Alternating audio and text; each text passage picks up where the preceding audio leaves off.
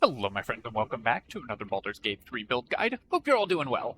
Today, I've got what I believe is the most anticipated build guide for you because I am covering a Necromancer Wizard. This is the one that I think I've gotten the most requests for, so I'm very excited to be doing it. Necromancers are really interesting because they are, in some ways, more self-sufficient than other wizard classes, with the exception maybe of Abjuration. Because you generate your own front line, you don't necessarily need a fighter standing in between you and the enemies because you've got zombies to do that for you. On the other hand, they benefit even more strongly from support from certain party members than other classes because the supporting spells that you'll be casting get multiplied out across all of their summons. So when you have a Necromancer, a Cleric who casts Aid benefits your party significantly more than when you don't have a Necromancer. So even though you might be tempted to think of them as being sort of solo characters or lone wolves, characters that don't play well with others, Necromancers actually benefit extremely strongly from synergy with other party members. Some other things that you can do is, for example, if you knock an enemy prone or provide advantage against an enemy, the additional attacks from all of your summons can get advantage because of that. And that means that you're providing advantage to many more enemies. Similar to many more allies. Similarly with debuffs, like the Gaping Wounds attack from a crossbow, that adds just a flat 2 damage to every incoming attack. If you're a Necromancer whose skeletons are adding 4 more attacks in a round, that's just 8 more damage from the Gaping Wounds, which sounds like it's not a lot, but it does start to add up pretty quickly over the course of a game, especially at low levels. Alright, so let's jump in and see what we can do to make our Necromancer as badass as possible. And, of course, as always, we have to start with the ability scores.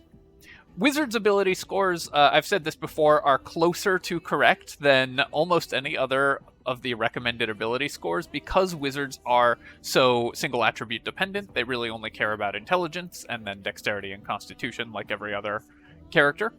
But, of course, Gale doesn't need any of this charisma, especially because he's going to be running around with zombies where all the NPCs are going to run away from you anyways when you have zombies out.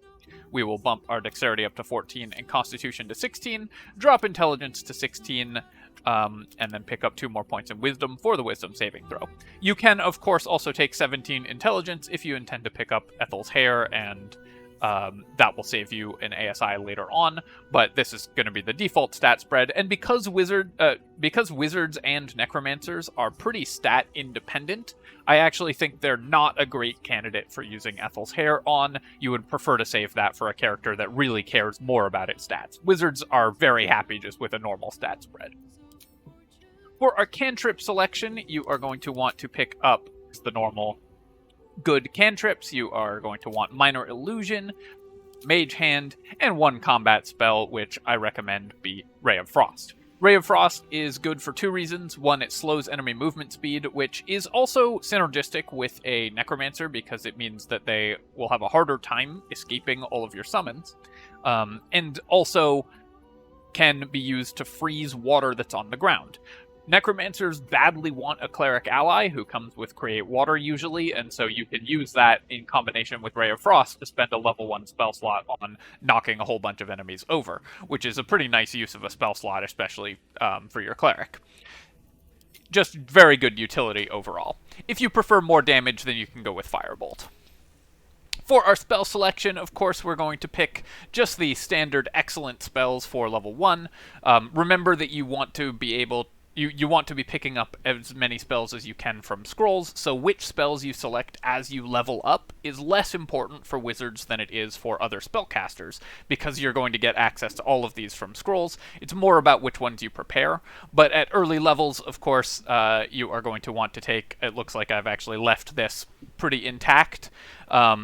Magic Missile is extremely important, as is Shield. Those are the 2 that I would consider mandatory for pretty much every caster character.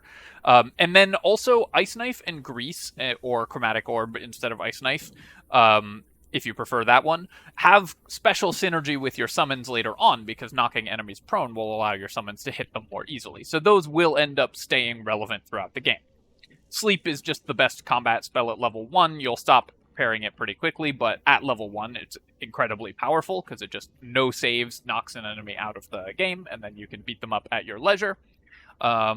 And then, of course, you will definitely want access to Longstrider. Longstrider is one of the spells that benefits most from the multiplicative effect of having multiple characters in your party, because it doesn't cost a resource to cast. So you need to make sure that you have access to it. We might drop Ice Knife here, or we might drop Fog Cloud, something like that.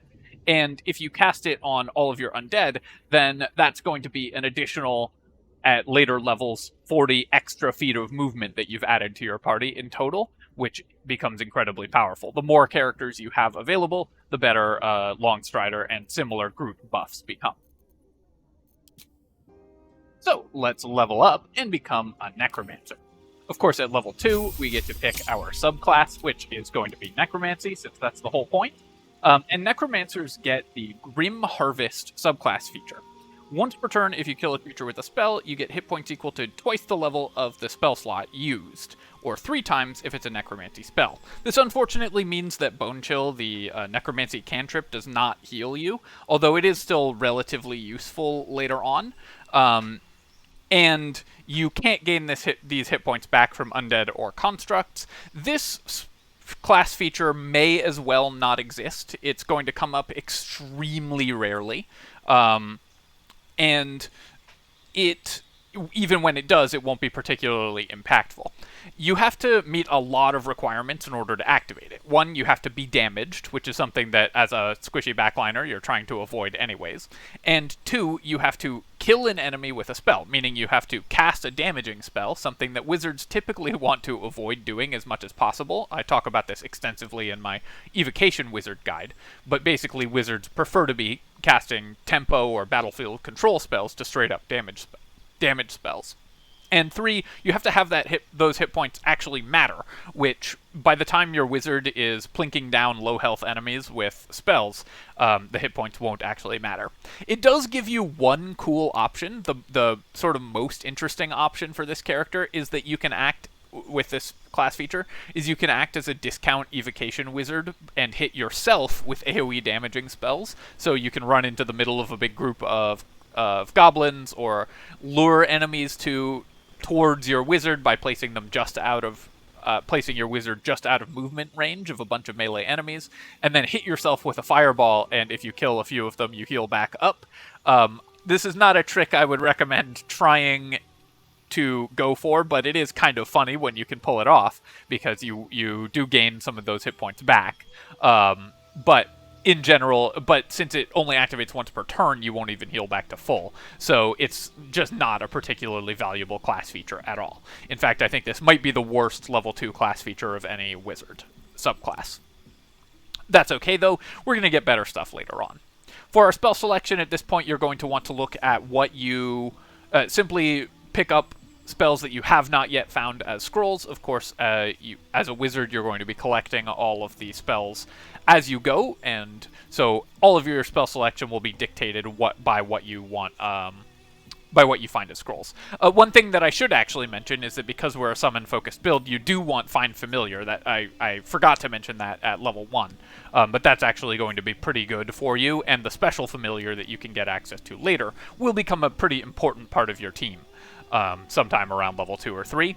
So that is an extremely valuable thing for you to have. The best familiar to summon is the Raven, who can blind creatures, and then of course blinded creatures you have advantage to hit, and so do all your summons. For our spell preparation here, just ignore these extra spells. These are ones that Gale has learned from scrolls during this playthrough, but of course at level 2 we can only prepare level 1 spells. So for our prepared spells, we're going to go with a pretty standard grouping of something like Shield, Magic Missile, Long Strider, Chromatic Orb, which I didn't select, so we'll take Ice Knife, and something along the lines of Grease, Find Familiar, or Expeditious Retreat, whatever you think you need more. I think this is going to be a pretty good setup for you as a default. Wizard level 3, you still have not yet come into your own as a Necromancer, so you're still playing as a very standard wizard. But of course you get access to level 2 spells, which are incredibly strong, and you do get to start having some major impact on the battlefield from summons, even though your summons are not zombies. That's because Flaming Sphere is secretly a summon. You cast it in combat, and then you can activate it every round, and enemies will target it. Later on, you're going to have to be careful not to fry your own zombies with this, but Flaming Sphere is just an incredibly powerful spell. And something like Cloud of Daggers is a way to trigger the Necromancy passive without having to work very hard for it, so I recommend taking that. CC spells like Hold Person and so on are going to be incredibly strong for you as well later on. That's funny, this shows up as a prepared spell, this cantrip. I don't know why that's happening. I guess I learned it from a scroll at some point. But something that's also worth mentioning is that when you have a bunch of allies, Hold Person becomes more powerful. If you hold an enemy in place, then all of your summons later on are going to get automatic critical hits against them. The skeleton summons roll lots of damage dice, so critical hits are incredibly powerful for them, and something that you should really look out for is ways to trigger that. So we'll make sure we have Hold Person, and we'll probably want to have Misty Step prepared as well, especially if you're on Honor Mode, because it's really important to get out of combats. So I might run with something like this, or if you aren't too worried, then later, or you won't want Hold Person yet. You're going to want it later on. You're going to want Flaming Sphere for early levels, and then you're definitely going to want Misty Step prepared so that you can get out of dodge, especially on Honor Mode. I would go with something like this. If you have another character casting Longstrider, you might want to prepare Cloud of Daggers, something like that. But later on, we will come back and pick up Hold Person in our default prepared spell list. Remember also, of course, and I say this every time, these prepared spells are just a guideline. You can change your prepared spells at any time out of combat, and you should do that frequently. The game gives you the option to do so, so adjust what spells you have prepared based on the encounter that you're about to face. For our feats, Necromancy Wizards are actually one of the least feat-dependent classes because so much of our damage is going to come from our summons, and those don't care about your stats at all. And we don't particularly need to we don't particularly need any other feats. But of course we are going to want to raise our intelligence, because raising our intelligence is incredibly strong for CC effects, which are multiplied in power. Crowd control effects are multiplied in power by having a bunch of allies on the field. When you have something like a hypnotic pattern, a Hold Person paralyzing an enemy, you really want that to land and the enemies to fail their saving throws, because that's going to guarantee you a bunch of critical hits from your summoned allies. For our spell selection here, we just pick up whatever important spells we have not yet found from scrolls. Some good ones to keep in mind are Web. Honestly, at this point, this version of Gale has all of them, so you can just pick up kind of whatever you need. Knock is always good utility, but for prepared spells, we're going to want to pick up whichever combat spell we haven't been selecting. Scorching Ray, Cloud of Daggers, Hold Person, all of these are great options, and it will depend somewhat on the combat, which of these you have prepared. I like Cloud of Daggers as a default because there's no saving throw against it, and it just gives you good damage. And then, of course, you could select a cantrip. For flavor reasons, you could take Bone Chill, or if you want to annoy people in the YouTube comments, you can take True Strike. At Wizard level 5, it finally happened. We finally became a Necromancer, because we get access to Animate Dead. Now, you will get Animate Dead from leveling up from the Necromancy level 6 class feature. The subclass feature that you get at level 6 just gives you Animate Dead always prepared. I would recommend selecting this at level 5 unless you've found a scroll to learn it from already, just because it's so good to start having these early, and you've presumably built your party and strategy around this. If you want to play a Necromancer, this is when you become a Necromancer, so we're going to grab Animate Dead here anyways. If you found this elsewhere, then of course the normal best spells are still the best ones. You will always want to pick up Counterspell, one, because it's the best reaction in the game. Preventing enemies from casting spells costs them their whole turn and is ludicrously powerful, and two, because there's no scroll to learn it from, so it's very important to grab this from levels. And then, of course, normally powerful spells like Fireball or Haste are always particularly good. A couple other spells that are really worth mentioning at level 5 include Hypnotic Pattern. Because your undead are immune to the effects of Hypnotic Pattern, you can cast this into a big group of enemies safely, even if they're mixed up with your undead. Undead can't be hypnotized, so they will ignore the effects of Hypnotic Pattern, allowing you to again cosplay in some ways as an evocation wizard and drop powerful effects on your allies. Learning which spells your undead are immune to is very important. Most undead are immune to poison and nausea, so Stinking Cloud is also very powerful. For our prepared spells here, we're going to ditch whichever of these combat spells we're not using, possibly Ice Knife at this point, make sure we have Counterspell, and then of course we want to have Animate Dead and whichever other major combat spell we took at this level. At level 6, we finally get to get our Necromancer stuff that really makes us Necromancery. And there are two extremely powerful features. And you've noticed that I've mentioned that a lot of the stuff we're doing is kind of waiting to come into our power level. Well, Necromancer level 6 is where this build comes online. These features are ridiculously powerful. They might be the best level 6 wizard features, which makes up for having the worst level 2 wizard features. When you use Animate Dead, you get an additional undead. So if you cast for one skeleton or one zombie, you get 2 skeletons or 2 zombies. When you cast for the normal 3 skeletons or 3 zombies with the leveled up spell, you get 4. One thing to keep in mind is that this has a larger impact the fewer creatures you're summoning, right? So if you are summoning 1 zombie with a level 3 spell, then it is a 100% increase in power level to get 2 zombies. If you're summoning 3 zombies with a level 4 spell, it's only a 33% increase in power level. So this is best with the Ghouls, because at level 5 you get the ability to summon a single Ghoul from a corpse. This doubles that, meaning that the high level minions benefit extremely powerfully from the additional summons. You also get better summons, which give you additional hit points to your summons equal to your wizard level. One reason to continue taking levels in wizard for Necromancer is that this is actually will add up. Plus 10 hit points or so is a lot later on. And your proficiency bonus, so up to, at this point, it's 3, and later on it will become 4, is added to their damage. A flat plus 3 or 4 damage for all of your undead, all of your animated dead is a lot of extra damage. If you summon 4 skeletons with this, that is 16 extra damage every round that your skeletons are doing. That is a lot. That adds up over time.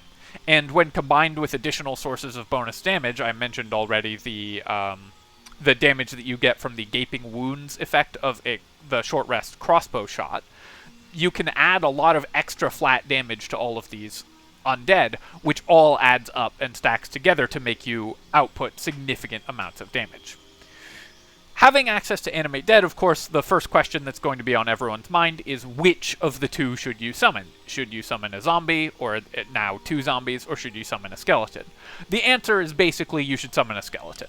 The zombies have slightly more hit points, but much worse AC. They have 8 AC compared to the skeletons' 11, and they're melee. While zombies can infect living enemies with rot and spawn more zombies, the skeletons are just much more reliable. They are actually tankier, although neither of them are winning any prizes for tankiness, but you can raise the summon's HP. You can't raise their AC very easily.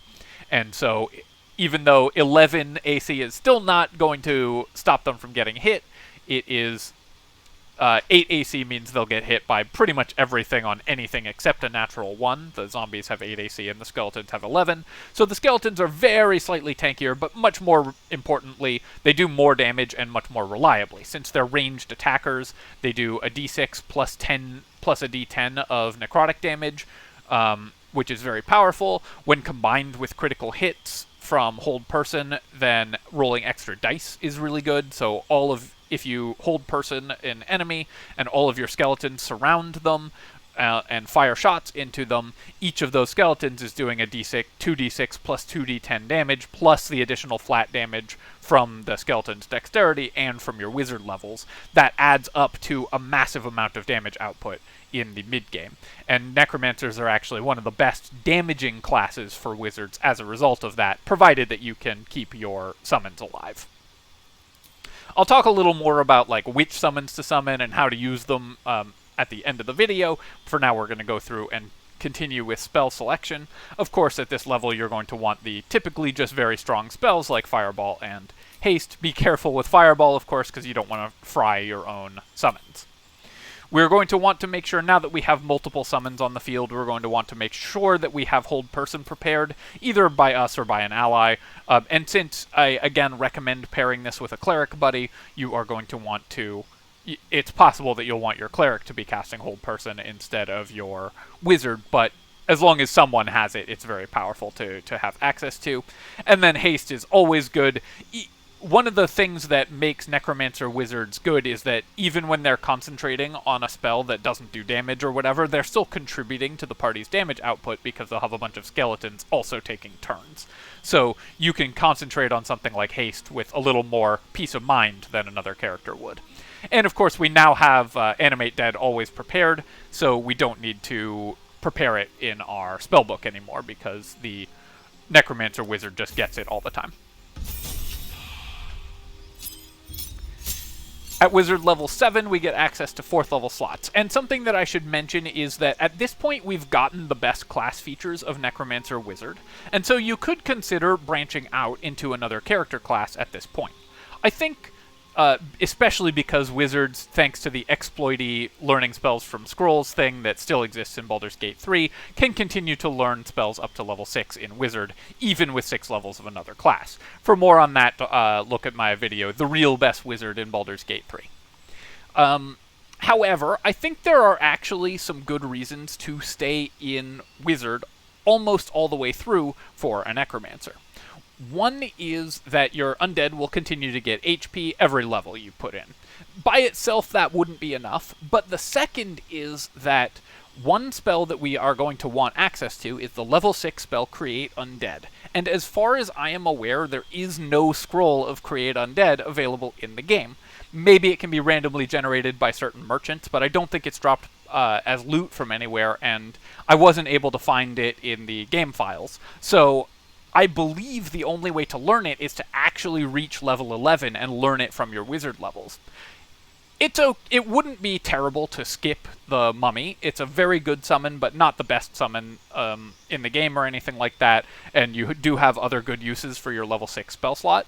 But what kind of Necromancer would we be if we didn't actually get the Mummy? So we want to make sure that we access that, and as such, I'm going to be taking this character all the way up to at least level 11 in Wizard. We can add in additional summons with our level 4 spells. Conjure Minor Elemental. You can only have one set of animated minions at a time, but as long as the minions come from different sources, you can have multiple minions. So Conjure Minor Elemental can be stacked with your Animate Dead minions. You also get access to the level 4 variant of Animate Dead that summons a gang of skeletons or zombies. Again, you are going to want to use the skeletons primarily. 4 skeletons is way better than 2. The damage really, really adds up. And another spell that's particularly worth mentioning at this level is Confusion. Just like Hypnotic Pattern, your undead are immune to this, so you can freely cast it into a group of enemies. Prepared spells at this level, I think you're going to want to have Confusion, and you're likely going to want to have Conjure Minor Elemental if you don't have it from another party member, although a full party of summons is probably going to get that from a druid ally or something like that. Of summoners is probably going to get that from a druid ally or something like that. At this point in the game, we can maybe remove Flaming Sphere. It's going to come up significantly less often, so I'll pick up Conjure Minor Elemental. Also, Wall of Fire, normally a spell I recommend taking pretty aggressively on wizards, is pretty anti-synergistic with a lot of your summons, although if you're using primarily skeletons, you can still use Wall of Fire. Definitely worth keeping in mind that you want to prepare this for certain encounters. Blight, unfortunately, is a pretty bad spell. It's just very inefficient damage, so I don't recommend using it even though you're a Necromancer. Wizard level 8, we get another feat, so we're going to max out our intelligence. Another option here, if you find you aren't casting spells with save DCs that often, is of course to take Alert. Alert is excellent on every character. That's the only other feat that I would consider. You probably won't need Warcaster on this character because you are likely to be staying way back and not taking damage. You want to be screening for your character with your summons anyways, so you are less likely to have your concentration disrupted than other spellcasters if you're playing this character correctly. That said, of course, Warcaster's never a bad pick, but less synergy with Necromancer wizards than it has with other wizards. For our spell selection here, again, you're just going to take whatever spells you haven't found scrolls for.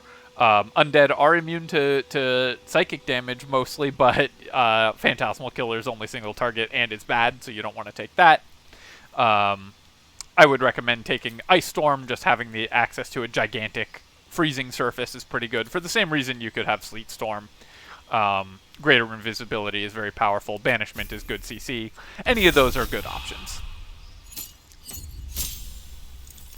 At Wizard level 9, you get access to Conjure Elemental, the big one, which is pretty nice. Adds in another summon. You also get access to Hold Monster, which is the upgraded version of Hold Person and can be used against anything.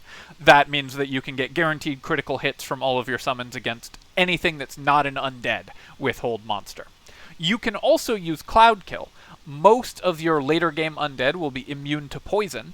Most undead are immune to poison, and so those will be able to freely run into the cloud kills and fight. I would say that you don't necessarily want to use cloud kill here, because it will heavily obscure enemies, which will make it harder for your guys to hit, and give them the option to hide and stuff. But it is worth mentioning that your undead will be immune to poison, and so you can run in to the cloud kill. I recommend taking Hold Monster here to guarantee critical hits. That's just extremely powerful. Again, for our prepared spells, we're just going to go with make sure that we have access to Hold Monster, make sure we have access to Conjure Elemental, although you'll be spending your level 5 spell slots mostly on Animate Dead at this point. And then finally, we just take whatever spell we think is most useful here that we didn't pick up earlier, Sleet Storm, Fireball, whatever. Fear is also another one that is very good that undead are immune to, and so, you can cast this into a group without worrying about hitting your allies as well.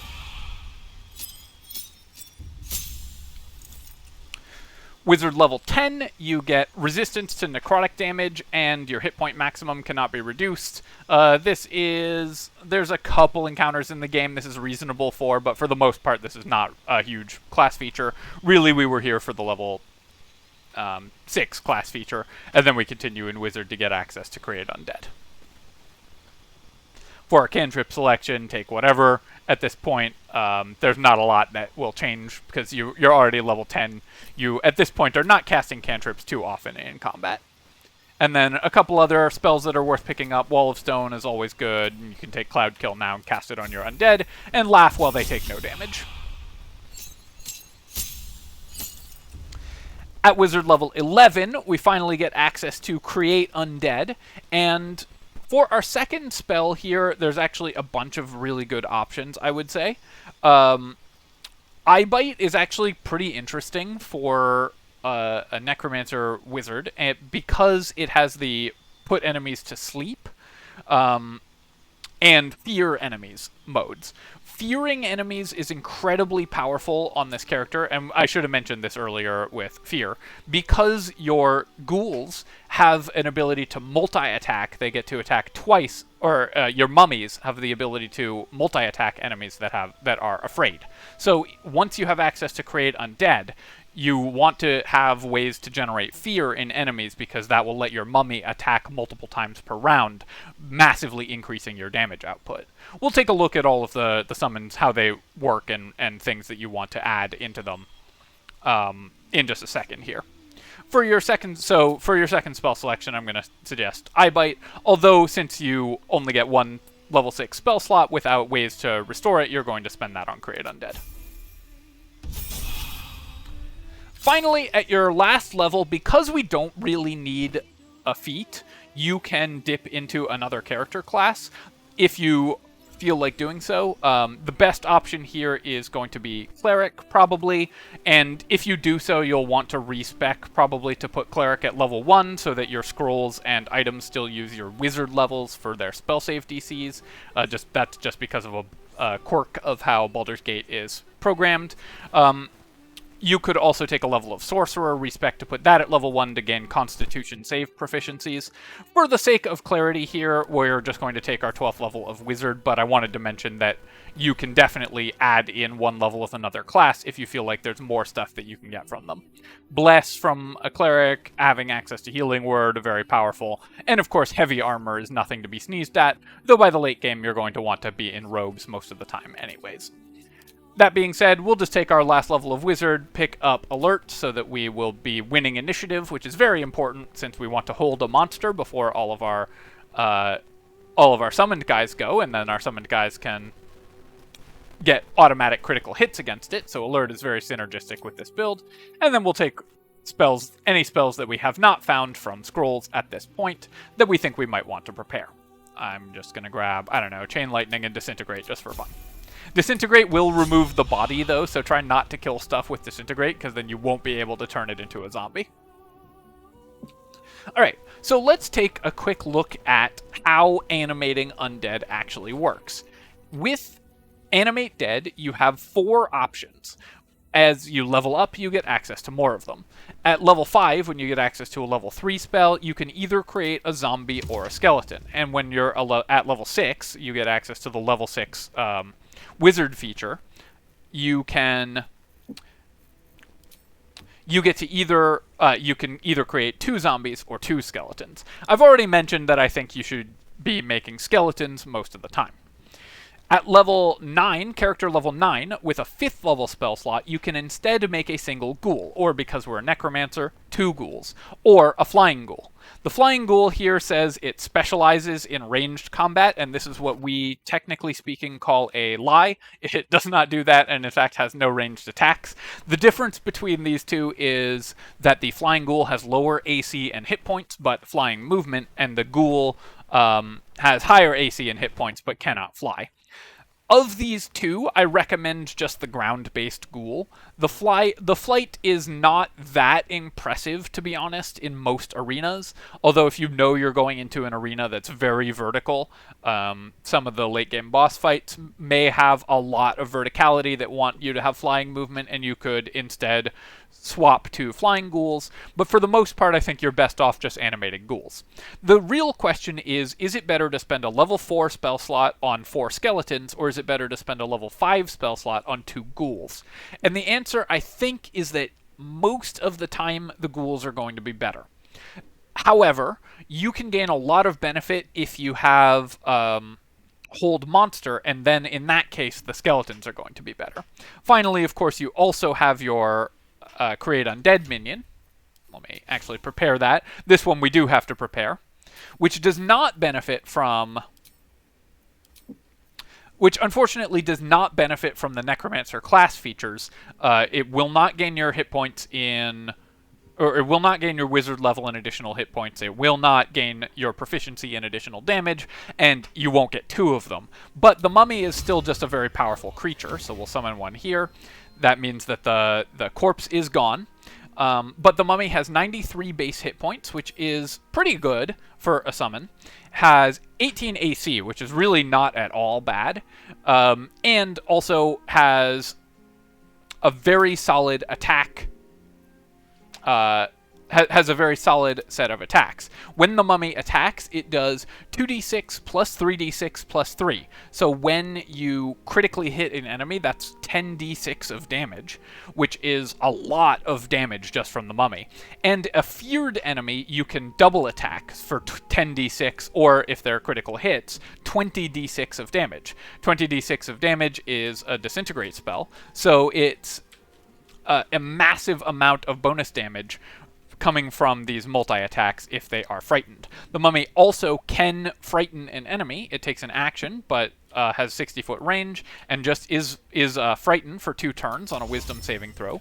I actually don't know what the save DC here is, so let me just test that real quick.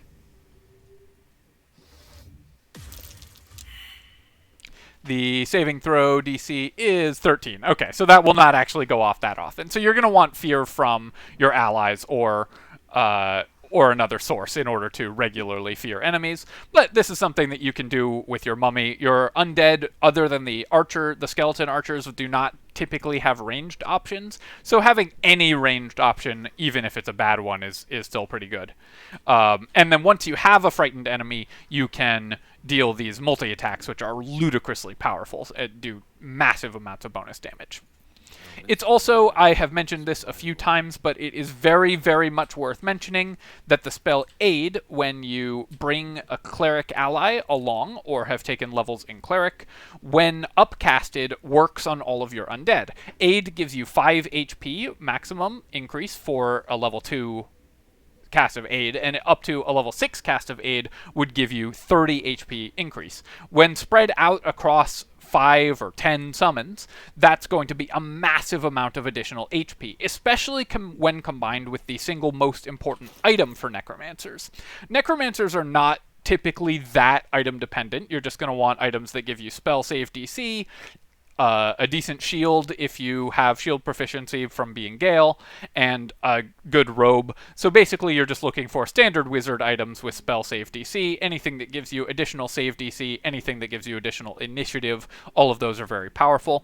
But you do want the Undead Ward from the Circle of Bones. This gives all of your undead damage resistance, which when combined with Aid and the additional hit points they get from your Necromancer levels makes them significantly tankier.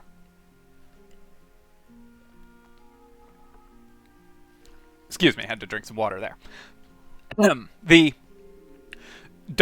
This effectively doubles all of the undead's hit points, except against spellcasters, meaning that your skeletons, which had 18 hit points, or 19 hit points, are getting 12 hit points just from you being a wizard.